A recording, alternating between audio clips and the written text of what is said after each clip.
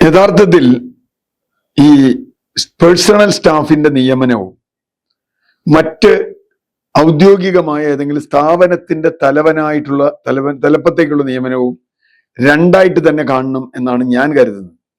ഞാൻ സണ്ണി ജോസഫിനെ ന്യായീകരിക്കുകയല്ല. അദ്ദേഹത്തിന് ഇഷ്ടമുള്ള ആളെ പേഴ്സണൽ സ്റ്റാഫിൽ വെക്കാം. ഇവിടെ പേഴ്സണൽ സ്റ്റാഫിൽ വെക്കാൻ ഇന്റർവ്യൂ ഇല്ല, ടെസ്റ്റ് ഇല്ല, ക്വാളിഫിക്കേഷൻ ഇല്ല, ഒന്നുമില്ല.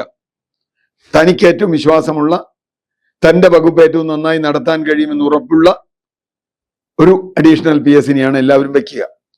ഇപ്പൊ മുൻ മുഖ്യമന്ത്രി പിണറായി വിജയൻ അദ്ദേഹത്തിന് ഇഷ്ടമുള്ളവരെയാ വെച്ച്. അത് ആരുടെയെങ്കിലും ബന്ധുവായിരുന്നോ ശത്രുവായിരുന്നോ ഒന്നും ആരും ചോദിച്ചിട്ടില്ല. കാരണം പേഴ്സണൽ സ്റ്റാഫിന്റെ നിയമനത്തിൽ നമുക്കതിൽ അഭിപ്രായ വ്യത്യാസം ഉണ്ടെങ്കിലും ഒരു തരം മാനദണ്ഡങ്ങളും കേരളത്തിൽ ഇന്ന് വരെ ഒരു പാർട്ടിയും പാലിച്ചിട്ടില്ല.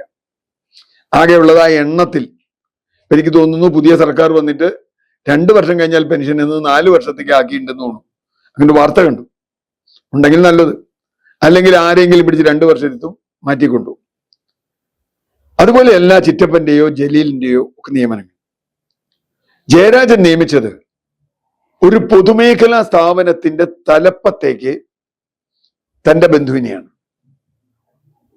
ഒന്നാമത്, അങ്ങനെ നിയമിക്കണമെങ്കിൽ ആ പോസ്റ്റ് അഡ്വർടൈസ് ചെയ്യണം. ആ നിയമനം തെറ്റായിരുന്നുവെന്ന് ഇവിടുത്തെ തന്നെ ഉദ്യോഗസ്ഥരായ ഒരുപാട് പേർ പറഞ്ഞു. കാരണം ഒരാളെ അങ്ങനെ നിയമിക്കുമ്പോൾ അതിന് ചില മാനദണ്ഡങ്ങളുണ്ട്. പബ്ലിഷ് ചെയ്യണം, അത് ചോദിക്കണം, ആരെങ്കിലും ഉണ്ടോ എന്ന് ചോദിക്കണം.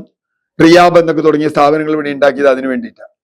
പൊതുമേഖലാ സ്ഥാപനങ്ങളുടെ തലപ്പത്തേക്ക് ശേഷിയുള്ള ആളുകളെ, ഇപ്പൊ കെൽട്രോണിന്റെ തലപ്പത്തേക്ക് ഒക്കെ തിരഞ്ഞെടുത്ത് അങ്ങനെയാണ്.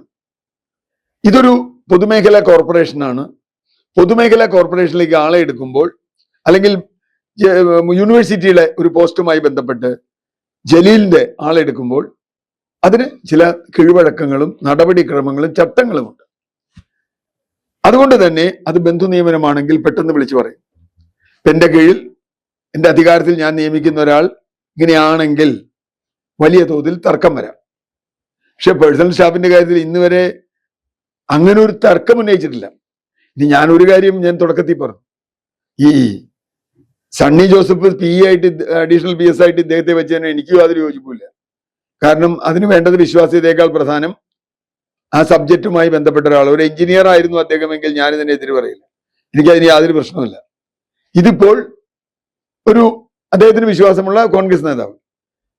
ഒരു കാര്യം, എല്ലാ മന്ത്രിമാരും അവരവരുടെ പാർട്ടിക്കാരെയല്ലേ നിയമിക്കുക, അല്ലെങ്കിൽ പാർട്ടിക്കാർ പറയുന്ന ആളല്ലേ നിയമിക്കുക.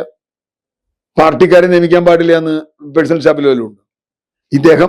ഇദ്ദേഹത്തിന്റെ ജില്ലാ വൈസ് പ്രസിഡന്റോ ജില്ലാ സെക്രട്ടറിയോ ആയ ഒരാളെ നിയമിക്കുന്നു കോൺഗ്രസിന്റെ. ആ അർത്ഥത്തിൽ ആ നിയമനത്തിൽ ഒരു തെറ്റും പറയാൻ പറ്റില്ല. ഇതില് നിയമപരമായി ഒരു തെറ്റും ഒരാൾക്കും പറയാൻ പറ്റില്ല. ധാർമ്മികമായാണ് ചോദ്യം. ഞാൻ നേരത്തെ പറഞ്ഞത് ഒരു ടെക്നിക്കൽ ഭാഗത്തു നിന്നാണ്. ഒരു എഞ്ചിനീയറോ അല്ലെങ്കിൽ KCBയെ പറ്റി നന്നായി അറിയുന്ന ഒരാളോ വൈദ്യുതി വകുപ്പ് മന്ത്രിയുടെ കൂടെ ഇരിക്കുകയാണെങ്കിൽ അത് കുറെ കൂടി നന്നാകുമായിരുന്നു. പാർട്ടിക്കാരായിക്കോട്ടെ, പാർട്ടിക്കാരെ ആവുള്ളൂ. ഇപ്പൊ പാർട്ടിക്കാരാവരും നിങ്ങൾ പറഞ്ഞ ഒരു കാര്യമില്ല. പാർട്ടിക്കാരും അവർക്ക് വേണ്ടപ്പെട്ടവരൊക്കെ ആവുള്ളൂ. ഏത് ഭരണം വരുമ്പോഴും അതുകൊണ്ടൊരു പ്രശ്നമല്ല. ഇനി പേഴ്സണൽ സ്റ്റാഫിൽ ബന്ധുക്കളെ നിയമിക്കുന്നതുമായി ബന്ധപ്പെട്ട ചോദ്യങ്ങൾ, ഇവിടെ LDF UDF ഡിഫൻസ് ആവുന്ന ഒരു കാര്യമുണ്ട്. മുമ്പ് ഏറെ വിവാദമായതാണ് VS സർക്കാരിന്റെ കാലത്ത് ശ്രീമതി ടീച്ചർ സാമൂഹ്യക്ഷേമ മന്ത്രിയായിരുന്ന കാലത്ത് അവരുടെ പേഴ്സണൽ സ്റ്റാഫിൽ അവരുടെ മരുമകളെ കുക്കായി നിയമിക്കുന്നു. അവരുടെ യോഗ്യത എന്താണെന്ന് എനിക്കറിയില്ല. എന്തായാലും കുക്കായി നിയമിക്കാൻ വലിയ യോഗ്യതയൊന്നും വേണ്ട, അല്ലെങ്കിൽ ആരും ചോദിക്കൂല എന്തുകൊണ്ടാണ് പേഴ്സണൽ സ്റ്റാഫിൽ നിയമിച്ചത്.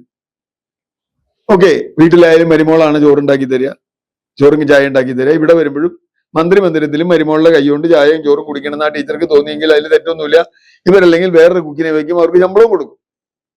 മന്ത്രിക്ക് കുക്കിനെ വയ്ക്കാം, എന്നാ കിട്ടുന്ന കാശ് ഇവർക്ക് കിട്ടിക്കോട്ടെ, എനിക്ക് രുചിയുള്ള ഭക്ഷണം കിട്ടിക്കോട്ടെ എന്ന് ടീച്ചർ വിചാരിച്ചാൽ നമുക്ക് കുറ്റം പറയാൻ പറ്റും. അത് ബന്ധു നിയമനാണെന്ന് പറഞ്ഞിട്ട് വിമർശിക്കാൻ പറ്റും. അത് വന്നതല്ല പ്രശ്നം.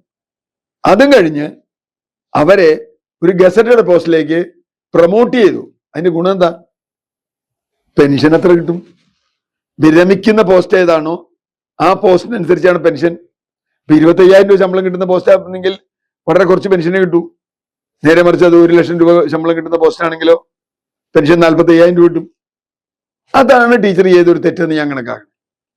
എന്ത് അടിസ്ഥാനത്തിൽ അവർക്ക് ഗസറ്റഡ് റാങ്ക് കൊടുത്തത്? അവർക്ക് എന്ത് യോഗ്യതയുള്ളത്? അത് ചോദിക്കാം. ഇദ്ദേഹം അഡീഷണൽ PS ആയി വരുമ്പോൾ അദ്ദേഹത്തിന്റെ യോഗ്യതയെക്കുറിച്ച് ഞാൻ നേരത്തെ പറഞ്ഞു. അതുകൊണ്ട് CPM ഇതിനെ വിമർശിക്കാൻ യാതൊരു ന്യായമില്ല.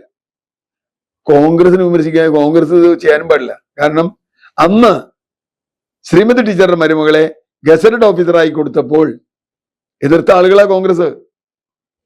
സ്വന്തം മരുമകളെ കൊണ്ടുവന്ന് ഉയർന്ന പദവി കൊടുത്തു, അവർക്ക് പെൻഷൻ, വലിയ തോതിൽ പെൻഷൻ കിട്ടുന്നു. അപ്പോ വിവാദത്തിന് പല തലങ്ങളുണ്ട്. സണ്ണി ജോസഫ് ഇദ്ദേഹത്തിനെ ആക്കണമായിരുന്നു എന്ന ചോദ്യം വളരെ പ്രസക്തമാണ്. ശ്രീമതി ടീച്ചറെ വിമർശിച്ചതുകൊണ്ട് കോൺഗ്രസിന് ഇങ്ങനെ നിലപാട് എടുക്കാമോ എന്ന ചോദ്യമുണ്ട്. സ്വന്തം പാളയത്തിൽ ഇങ്ങനെ ചെയ്തിട്ട് CPM കോൺഗ്രസിനെ വിമർശിക്കാമോ എന്ന ധാർമ്മികതയുണ്ട്. പക്ഷെ രാഷ്ട്രീയത്തിൽ ഈ ധാർമ്മികതയ്ക്കൊന്നും ഒരു അർത്ഥമില്ല. പക്ഷേ താങ്കളുടെ ചോദ്യത്തിൽ ചിറ്റപ്പൻ നിയമിച്ചതുപോലെ അല്ല ശ്രീമതി ടീച്ചറും അല്ലെങ്കിൽ സണ്ണി ജോസഫ് നിയമിച്ചത്. നമ്മുടെ നാട്ടിൽ പേഴ്സണൽ സ്റ്റാഫിൽ നിയമിക്കാൻ ഒരു മാനദണ്ഡങ്ങളുമില്ല, ഒരു ക്വാളിഫിക്കേഷനും വേണ്ട എന്നതുകൊണ്ട്, ആരെ വേണമെങ്കിൽ നിയമിക്കാമെന്നതുകൊണ്ട്, നാളെ ആരെ വേണമെങ്കിൽ മാറ്റാമെന്നതുകൊണ്ട്. ഇപ്പൊ VSന്റെ പേഴ്സണൽ സ്റ്റാഫ് ആയിരുന്നപ്പോൾ എത്ര പേരെ മാറ്റി? കാരണം പാർട്ടിക്ക് താല്പര്യമില്ലാത്ത ആൾ വന്നാൽ മാറ്റും VSനെ കൊടുക്കാൻ വേണ്ടി. അതിപ്പോ സുരേഷ് കുമാറിന്റെ പുസ്തകത്തിൽ അതൊക്കെ വന്നിട്ടുണ്ട്. ഒരിക്കലും VS ആരോടും സ്വതന്ത്രമായി സംസാരിക്കില്ല എന്ന് ഉറപ്പാക്കാൻ 2 വശത്തും ദ്വാരപാലക ശില്പങ്ങൾ പോലെ 2 പേരെ കൊണ്ട് നിർത്താറുണ്ട്.